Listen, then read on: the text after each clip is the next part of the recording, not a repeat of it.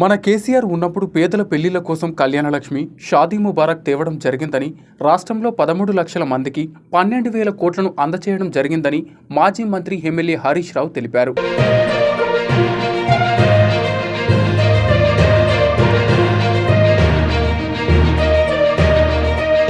కాంగ్రెస్ ప్రభుత్వం పెళ్లిళ్ల కోసం ₹1,00,000 తులం బంగారం ఇస్తానని హామీ ఇచ్చిందని, గద్దెనెక్కగానే ఇచ్చిన హామీని మర్చిపోయారని హరీష్ రావు విమర్శించారు.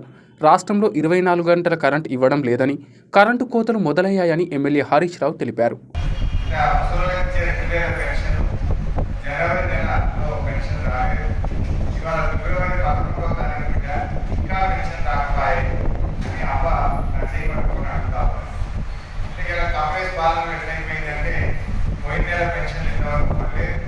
ఈ నెల 11